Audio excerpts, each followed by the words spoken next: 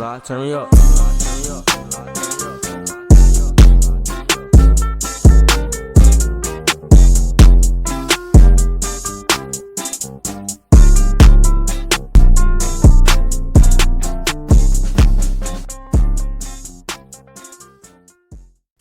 Hey, what's up, everybody? Welcome to the Married Bunch podcast. My name is Nico. Brianna. William. Kianda. Chris. Crystal.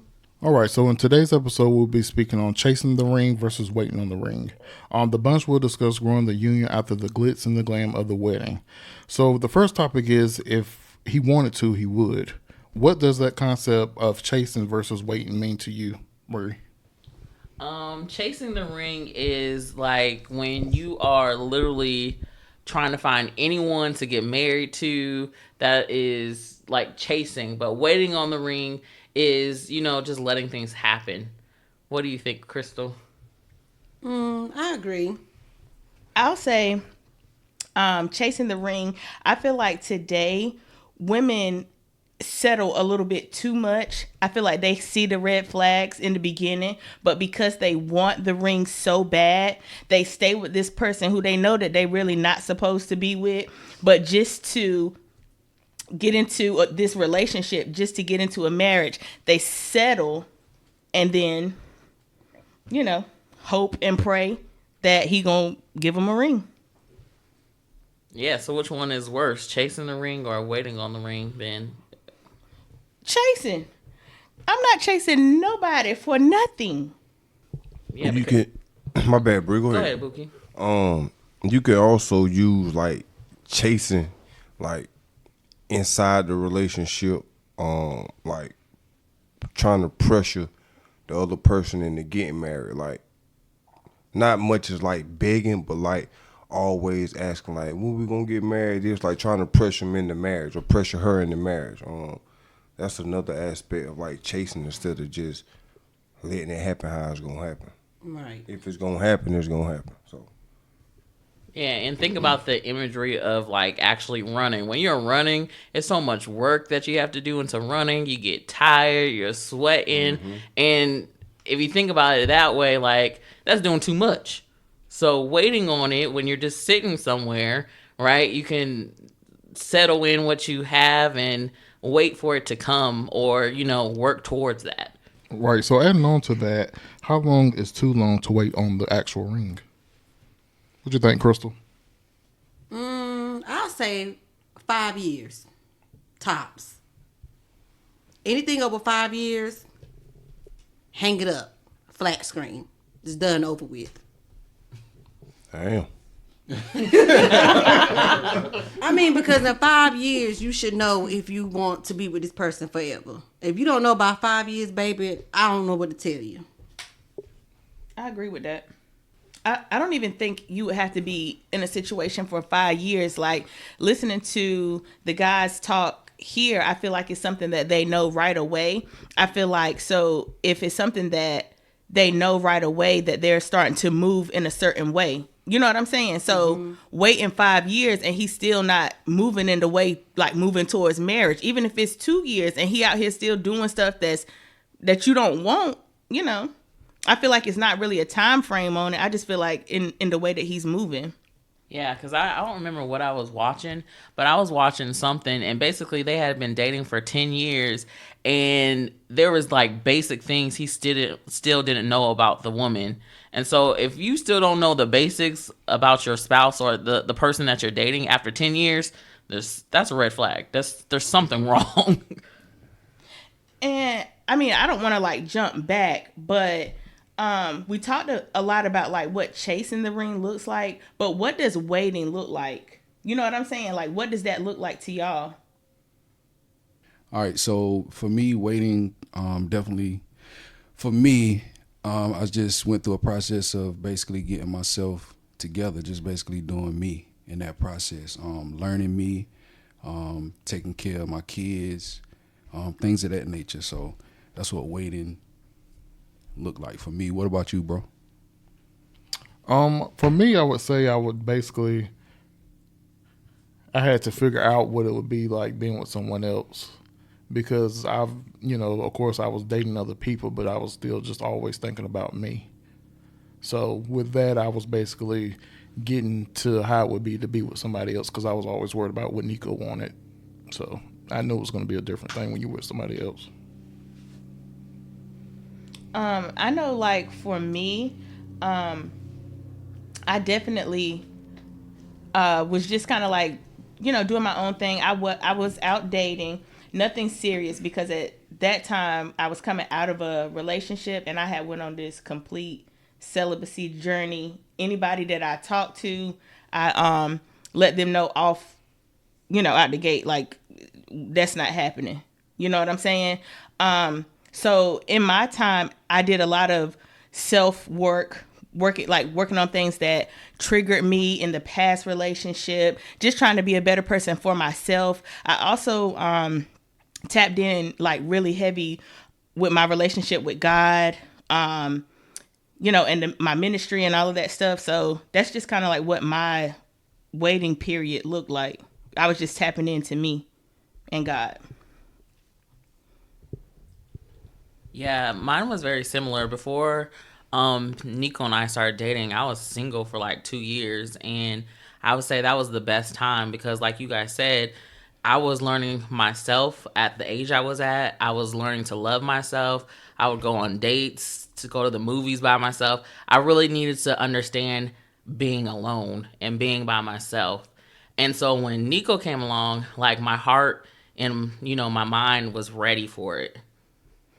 So you feel like you were healed. You didn't have any triggers from the past relationship moving forward. Like when you met Nico, you were in a place of being secure with yourself. Yeah, I think so. And then like my relationship with God really blossomed because, I wasn't focused on trying to get a man. I wasn't focused on anything. I was just letting things happen. And so I think that's why I met Nico, because I was letting things happen. Right. Well, for me, I was just chilling too. Just coming out of a relationship, and I really wasn't looking for nothing. And that's how I knew it was real, because it just happened. I really didn't have a lot of time in between my past relationship and meeting my wife in the middle to like get focused. So that was still a journey that I was on while I was with my wife, and she helped me get on the right track. You know what I'm saying? So, yeah. And for me, it pretty much was the same, just like for the rest of y'all. I just focused on myself. For 2.5 years, it was all about me, what I wanted to do. If I wanted to talk to somebody, I talked to them. If not, I was just pretty much doing me. All right, so we already talked about how that looks being single, but how does waiting for the ring look being in a relationship? Okay, so once you get to a point where you are in the relationship, I think it's important to set boundaries. Like, how vulnerable are you going to be with this person in the beginning? And once those walls start to come down, because I feel like we have to see people in different seasons, you know what I'm saying? To see how they handle certain things like stress, and I feel like after you get through certain tests and all the walls have kind of like come down, I feel like then I'm with letting the man lead, lead that type of situation. So for me being a woman, I just say I kind of like fall back in my feminine energy, and I'm just letting him lead that part in our relationship. Okay. How do you feel, babe, like in the waiting process? Because I know you're waiting to like pop the question if you already knew. Like, how did you feel? Patient. I'm sorry. The way Kiana looked at him like she was expecting you to say more. Patient. I had to be patient. Patient for what? Like, what do you mean by that? The timing for it, right? Yeah. Okay. Yeah, I think the question is really hard to answer. That's why I'm kind of like trying to listen to y'all, because I'm like, what did I do? I don't know. basically for me, I guess it's just waiting for y'all to be able to get to that point where you're fully vulnerable with each other. That's what it look. I mean, I don't even know if that's really answering the question right. Right. But I could say for me, it was pretty much like getting to basically kind of like what you said, getting to know each other on a deeper level, like really getting to know each other more, growing together, just talking about everything, what you want, what you expect.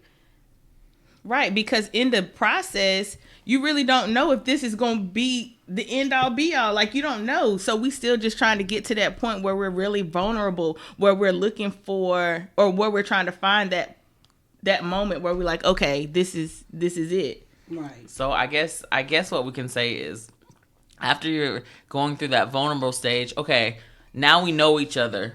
So that is when the wait starts. Because now we know each other and you're open to the commitment of marriage. So after the vulnerability is the waiting period. So do you pressure this person into proposing to you, or what are you doing in that waiting stage? Are you continuing to get to know each other, right? Are you starting to have conversations about weddings and things like that? I mean, I guess, I don't know. Because, all of the above. You Yeah. still getting to know the person even more because you're growing every day. You're getting to know each other every day. You're having conversations about getting married. All of it. Yeah, like she said, just going through the different levels of experiences. Crystal experiencing my BS, I'm experiencing hers. Just learning to love each other and grow through different situations. Right. As a man, you kind of from there, you like, okay, I can start to move in the direction of planning something. Mm-hmm. Yeah, and I feel like as a man, you really know if that person is for you and you really want to propose. A lot of people, waiting 5 years to figure out what they really want. You really know within that first year. As a man, I feel like that. Right. I mean, I could be wrong, but that's how I feel. So if a man is waiting, let's say past 5 years, what is the woman now? Is she a placeholder? Why are we as men? Why are you as men? Why would a man, not y'all, but why would a man wait past the 5-year mark? 10 years I was in a relationship. And like Bree said, when you know, you know. I knew that she wasn't the one for me. I knew it. But I just didn't know how to remove myself from the situation because I was young. We was in a relationship, but we wasn't in a relationship. I was in a relationship with the streets. That's who I was dedicated to. I wasn't dedicated to her. I was going home at night. Yeah, I was going home. But my relationship was with the streets. So marriage wasn't even in my future at that time. I wasn't thinking about marriage. When I saw you, it was instant. Okay, so then it goes back to the question that I said before. Are men now, if we're talking about 5 years, is it long enough to wait? Are men using women as placeholders? I don't know. You got the that's on the woman and the man that's in that relationship. This is where what I was saying earlier when the pressure starts to come in. Crystal says 5 years too long.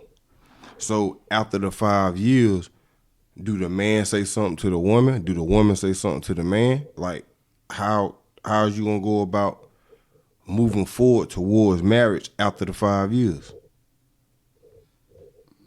How you do it? Yeah. What if don't know now one of them want to get married?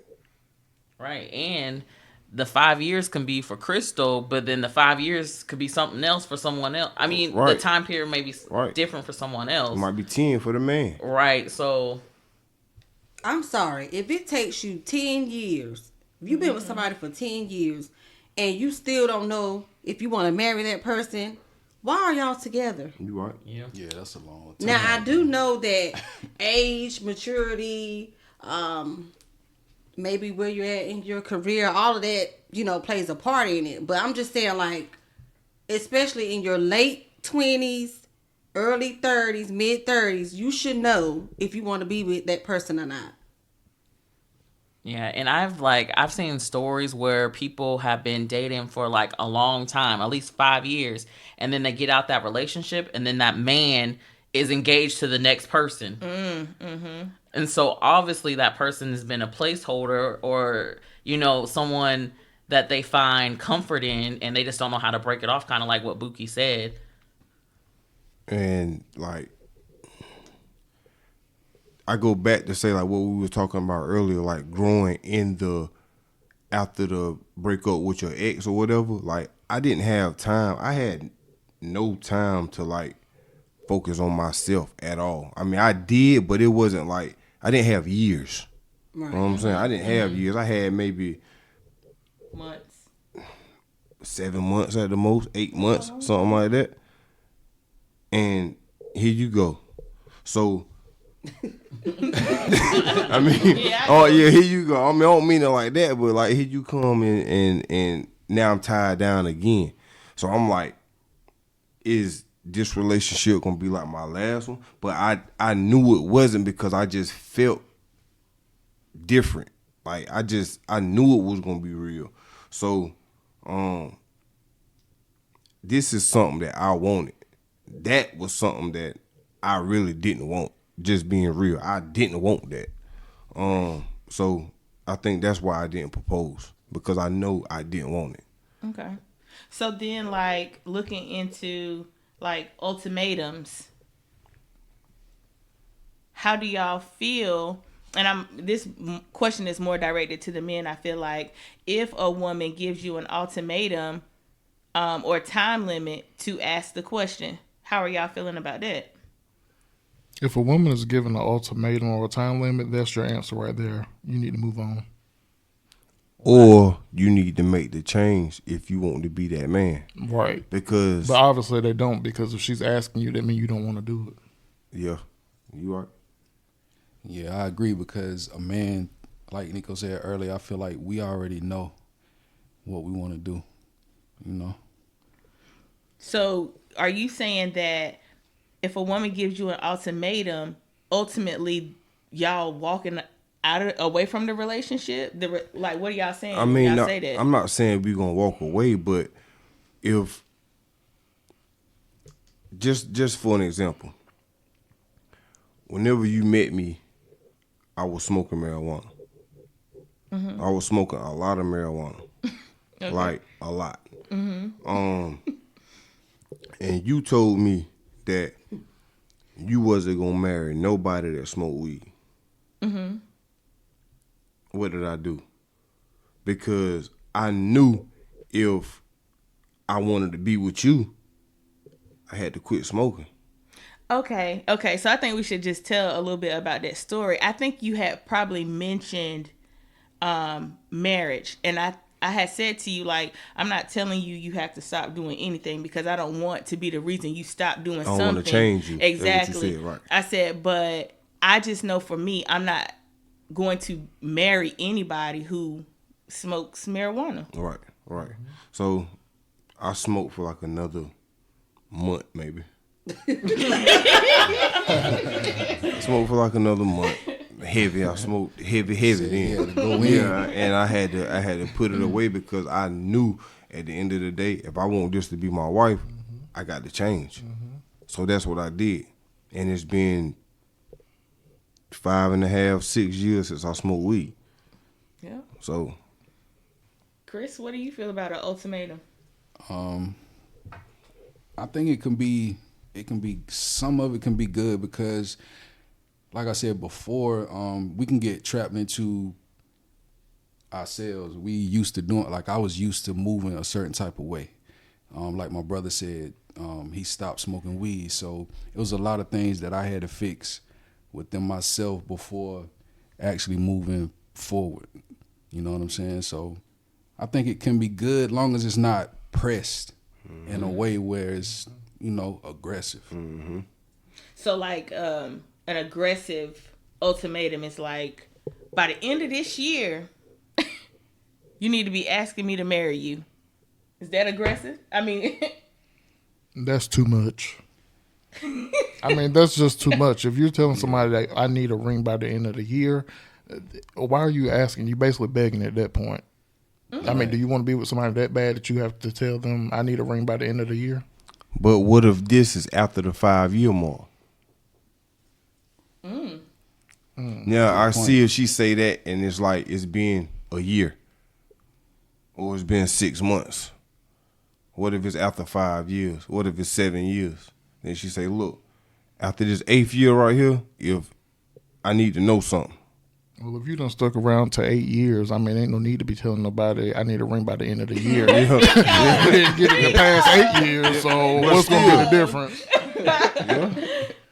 And for me, like, I want to know that you want me. I want to know that you want to marry me. I don't want to have to pressure anyone to wanting me. And I think when you start to give ultimatums, it's like you're pressuring them, but it's like you're forcing them to make that decision.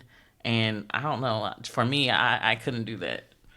I know people are different, but yeah, I feel like actions speaks louder than words. Like, you know, I feel like us as women, we need to hold ourselves a little more accountable. Because you know, if you've been with a man 3, 4, 5, 6, 7, 8 years, you know if that man is going to marry you or not. I mean, you just know it. Mm-hmm. So I feel like sometimes we may stick around a little long, just waiting around, waiting for the ring. Don't wait, sis. That man ain't proposed yet. Baby, don't wait. Mm-hmm. Keep it pushing. That's true. Because who knows? Maybe you taking that step saying, you know what? I see this is not what you want.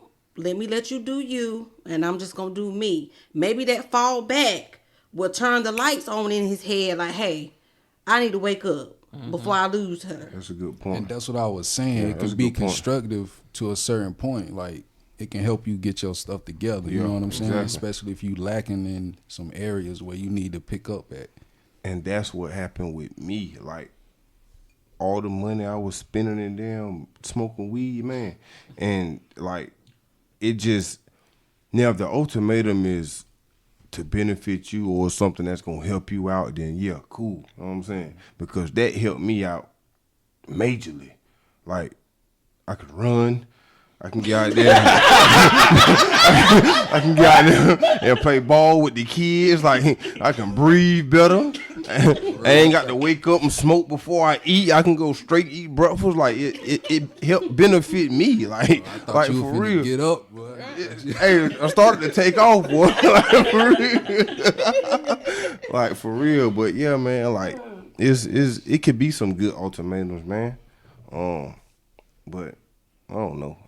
It's just all in what they want in their relationship. It's what they want. Right. And I really don't feel like I gave you that ultimatum. Oh, you did. No, I didn't, because I was in a place of like, I'm not telling you to stop smoking weed. I just know what God has for me. My husband's not going to smoke weed. Like, you know what I'm saying? It wasn't me telling you, you have to do this and then we get married. I don't feel like that was an ultimatum for you. I just knew for myself, I had standards for myself. And I, like, going back to what Crystal said, holding us as women, like holding ourselves accountable, like, we know if he's not acting according to like what you want, if he's not acting like husband material, he's still out here doing what he want to do. He want to hang out with his boys, and that's the reason he not committing to you. Yes, we have to hold ourselves accountable, because at the end of the day, we holding on to something that may not be for us, and once we let it go, it could be something better out there. Fairy tale. Yeah. Okay, so moving on. So for the women, does the size of the ring matter? Is that a deal breaker? How do y'all feel about that? No, the size of the ring don't matter. The first ring that I got was a speckle of salt.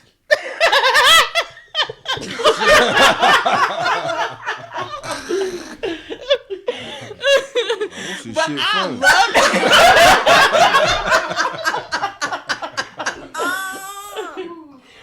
But I love that ring. Wasn't I proud of that ring? I was holding it up. This my. I sent it in when you gave it to me.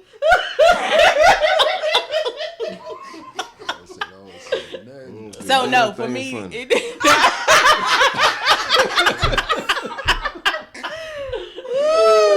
That girl said us. So no, it didn't matter to me. But he upgraded me though. You remember after that picture I got my little upgrade. But no, it didn't matter to me. It's all good, brother. Well, it ain't even blasting me. It's all right. For me, I don't think the size of the ring matters. It's just the fact that you want to marry me, so Right. you know. Yeah, I don't think the size of the ring matters, but I think the effort matters. And if you know, how can I say this? If you know the person that you're proposing, you're going to try to find something that they like. So my main thing is the effort and finding something that you know I would like. Even if it's a small ring, is the effort that goes behind the ring. Right. Right. Right. So with that, is needing to buy a ring an excuse for not proposing? So for me, I mean, I feel like you definitely need to, have that when proposing. I had my speckle of salt. Whether it's a speckle of salt or a big ass diamond, I mean, it's good to have that. I mean, I feel like, yeah, if you're gonna propose, you should have the ring. But it don't have to be thousands and thousands of dollars. Like, I don't feel like that's an excuse not to pop the question. You can get a ring now, even if it's a band and it don't have a diamond in it, even if it's a speckle of salt, whatever you want to say. I don't think that's a reason if it's something that the man wants to do, but also if it's something that he wants to do, like Brianna said, he's gonna make it nice for you. Right. In my opinion. Yeah, I think guys, we're listening to that question wrong. So I think what the question is saying is it excuse of not proposing? So not saying that he's not going out and getting a ring, but sometimes men use that as an excuse. Oh, I can't afford a ring, or I didn't know how to get a ring. I think that's more the question. So like the segment is about if he wanted to, he would. So even if you can't afford it, you better go to get a little lollipop ring or something. You know what I mean? Like, I think that's the question. I think a lot of men use that as an excuse, but clearly when you go into the stores, they have $200, $300, $400, $500 rings. And even if you don't have that, you can go buy a fake ring until you get what I'm saying, until you can save up and get what you really want to get her. I'm going to say this, like being for real. If you can't afford a $200, $300 ring, you're not in a position to get married. I don't mean it in a bad way. But if you can't afford that, how can you say, I'm ready to make you my wife? But I'm just saying, it's people the out ring there who is may only the be beginning. like really struggling. Maybe you can buy a cubic zirconia. Yeah, I mean, it's not a reason to not get married. That's not a reason. Like, there are very affordable options. But if you can't take $25 out your check, whether it's weekly, bi-weekly, and save for a $200 ring, you are not ready to get married, because now you're going to have on another responsibility with this woman.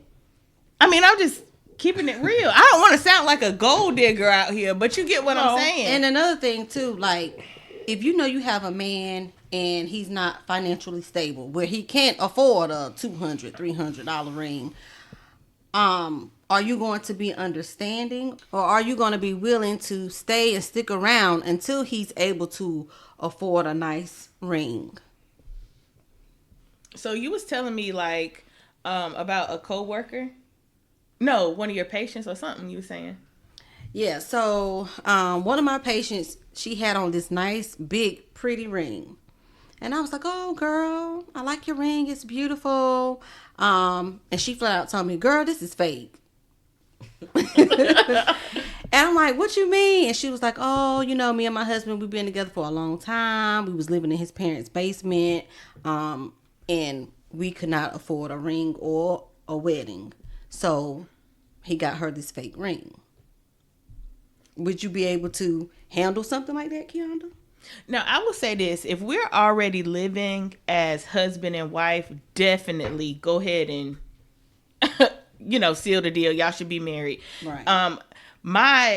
I was more so thinking like people in a dating situation, you got your own thing, she got her own thing, but you're ready to, or you want to commit, but you're not saving to commit to this woman. Like, I feel like if we put a value, like men should have a value on their woman. So if she's important to you, you should be able to save for a ring for her. It don't matter like the size or anything. You should be able to put something aside for this person that you want to commit the rest of your life with. That's how I'm looking at it. Right. But also that it shouldn't postpone the proposal. Right. I think that's what you're saying too. Right.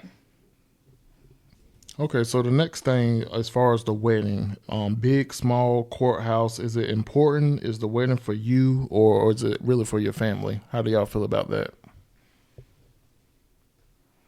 I mean, I think it's for the individual. I know what my dream was, and I wanted a big wedding. Nico was like, "Oh, we can go to the courthouse," and I was like, "I'm not having that. Like, I really want a big wedding." Now, because I already had it, I would have went to the courthouse. Like I said. I Go ahead. I definitely wanted to I wanted to go to the courthouse. William wanted the wedding more than I did, but I wanted to go to the courthouse. Because us in the process, and maybe I'm just kind of going side with this, like to the left, but we was working hard, to pay for our wedding. We got second jobs. Like, we was working hard to pay for our wedding. So for me, I was just like, we working this hard. Let's save this money and let's just go to the courthouse. But he definitely wanted to have a wedding. For me, I would say it was definitely for me and for my family. I've always wanted to have a wedding, but it was mainly also for my family because out of all of my siblings, I was the first one to actually have a wedding, if that makes sense. Mm-hmm. So I would say it was for me and for my family. I mean, when you're talking about weddings anyways, it's usually for your guests, like, because they're eating free, they're getting drinks for free, they're taking pictures, they're listening to the music. So at the end of the day, like, even though you want a big wedding or you want a wedding, it's for your guest. Yeah, it is. Yeah, that's true too. Now I ain't gonna lie. I was kind of going back and forth. Like, one day I'll wake up and say, "No, we're going to the courthouse." Next day, "No, we're gonna have a wedding." Stress. So yeah. Okay, so moving on, we're going to talk about after the wedding. So what were your feelings after the wedding and after you said "I do"? I was happy. I'm not even gonna lie. That was the happiest day of my life. Oh. That's nice. Yeah, I was happy too. I looked at when I look at the pictures and see how big the smile was on my face, it was just an exciting moment. What about you, bro? Man, let me tell you, I enjoyed to this day. I look at that picture on the wall because I got one of the pictures hanging over my bed, and I just walk in my room and be like, "Damn, that's my baby right there, boy." Word up. But yeah, after she said "I do," like, I was happy, man. I was happy, and I think I told y'all, like, when I get married, I ain't gonna cry. I'm gonna be tough. And Nico was like, "Bro, you gonna cry?" I said, "Bro, no, I ain't gonna cry." And he broke it on down on the beach. I cried. I cried. Yeah, it was a dope experience though, for real. Yeah, I really do feel like it's a great experience if you can do it. As far as me, like Buki, I talked about him crying. I broke it on down up there too. So it's it's a great thing once you get through all that stress of paying for everything, setting everything up, making sure people there, getting everything done. Because at the end of the day, I was on that bus on the way to my wedding, cussing a few people out. So when you spend all this money, you just want to make sure everything goes correctly. So when it's over and done, it's just like a big sigh of relief. And then the next day, you've been talking about a wedding for a year, and then you don't have nothing to talk about really. Yeah, like afterwards, that was the happiest day of my life. Like we enjoyed ourselves, but like Nico said, you put all this money into it and the day goes so fast. And so a lot of times we watch our video and we look at our pictures and we watch it and we don't remember some of the stuff that happened because, the day went so fast. But I just remember that Sunday, like we were so tired, but it was like this huge weight had lifted off of us because we didn't have to plan. We didn't have to fork no more money out. Like it was just overall a good experience. And so if you can afterwards, take a honeymoon, do a trip, take a day off of work or something so you can enjoy each other and get some rest because it's definitely needed. Yeah. I would say for me, I loved our wedding, but for me, our honeymoon, that was like, Yes. yeah, that's when I had the most fun. I loved it. Yeah. So speaking of after the honeymoon, does life, relationships change after the wedding? Like what is the next focus for your life? What you think, Crystal? I would say for us, it was like, okay, back to the same routine. Like, it was back in the groove of getting up every day, going to work, being a family. Now we're officially one, but it's just on a different level. All right. I think right after for us, it was getting ready to move.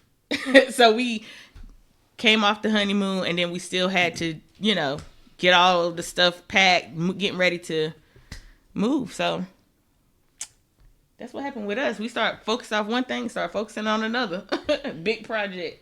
Yeah, they did it big. They bought a house right after they got married. So and y'all did too. A few months after us.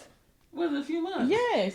It was like a year. No, it wasn't. Oh, that's because y'all got married after. Okay. Yeah. Okay. Yeah, you're right. You're right. But like for me, like I was planning the wedding so much, and so I was so used to talking about the wedding, looking at wedding stuff. So afterwards, I was like, what we gonna do? Like, it felt like it was nothing to do. But like after that, I guess we just really started to enjoy ourselves. We had to learn how to pay bills together and, share our space. And the main thing was like sharing our closet. So that was one of the things getting used to. And so I think that was our main thing. But after our wedding, our focus was buying a house. Yeah. And in between that wasn't our biggest focus because we did a lot of traveling, right. After we got married. So that's one of the things we focused on. Okay, so wrapping up this conversation, did anybody have anything else they would like to add to this topic? Ladies and fellas, don't chase the ring. Wait. It'll happen, but don't wait too long. Fellas, don't take too long. Ladies, don't wait too long. It is what it is. And as far as having a wedding ceremony, whether it's courthouse, whether a small wedding in the backyard, or you get married at church, do what's best for you.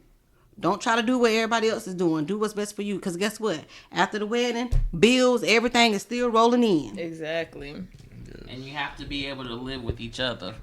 So after the wedding, through the entire process, focus on the marriage. Because that's when it really starts, your relationships, like we say. It really starts after you get married. And like my wife said, if you ain't got $200 put on the ring, bro, just go sit down somewhere, focus on yourself, get yourself in order, stack you up some money, and then you make that proposal if that's the one you want to be with. But yes, you need to work on self first before you try to work on somebody else. Right. So while you're trying to collect that $200 to get that ring, do you think there's a time limit for getting a ring? So comment below and let us know how you feel about that and what did you think about the episode. And so always remember, the wedding is only the beginning.